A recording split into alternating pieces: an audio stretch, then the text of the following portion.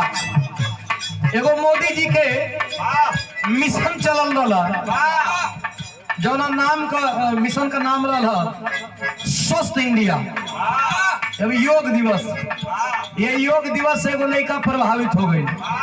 कहीं लड़की देखे जा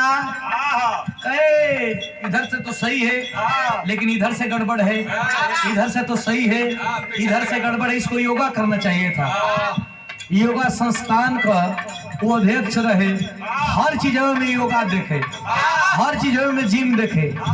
एगो लड़की से एगो बियाह तय हो गई, बियाह तय हो गई तो ओकर नंबर पा गई, नंबर पा गई तो घर के जमाना में पत्र उतर थोड़ा लिखा था, वीडियो कॉलिंग चला था, वीडियो कॉलिंग चला था। वीडियो कॉलिंग पर देख के अब मिले खातिर व्यवस्था कर देना सा। जब लड़की आई तो कस के हमार मन से दूर हुए बनो बनम नहीं, अभी बने वाला बान हमारा मने के बा। लड़किया कहे कि हमारा से सटी उटी कुछ बतियाई, लड़किया का करे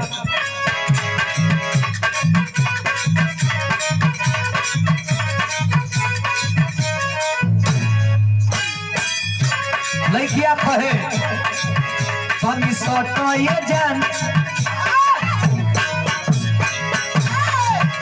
अरे मारो न मन सब तोहरे बधन बोलता फरमाइश बा।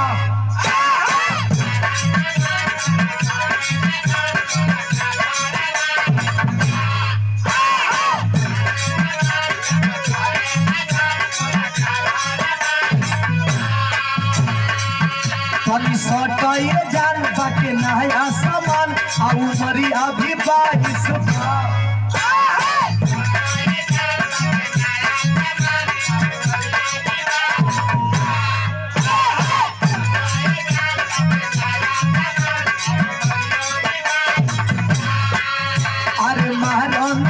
सब तोहरे बधन बोलता फरमाइश बा। तनी सटाए जाल बाटे नया सामान उमरी अभी 22 बा। हो कब लेवे न देबो हमरा पर, अरे आकर अरे आकर लड़का पता तू योगा करेलू कि नहीं? लड़किया प्रश्नतिया का बेटा तू हमसे मिले बहुत बोलैले हुए के जिम करावे को बोलैले हुए तो समाज कुछ देख मन का करेला। अरे ना ढेर मोटा या ना ढेर चाकर, अरे ना ढेर मोटा या ना ढेर चाकर, लड़की तो चाही कमरिया के पातर, लड़की तो चाही कमरिया के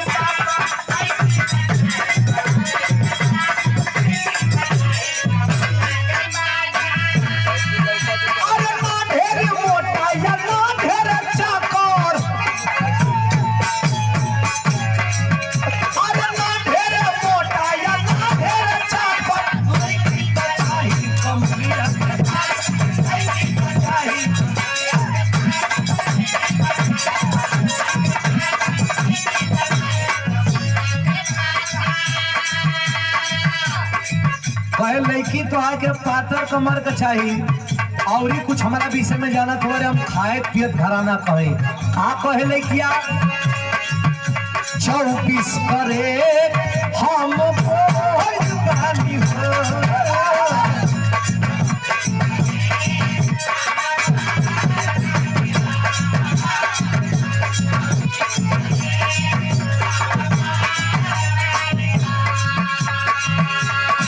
पियल दे तब बानी हो।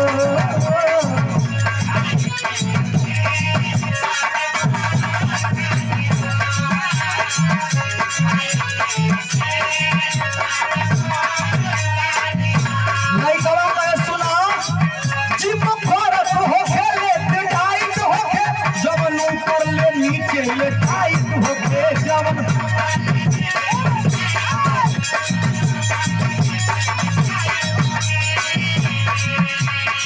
हो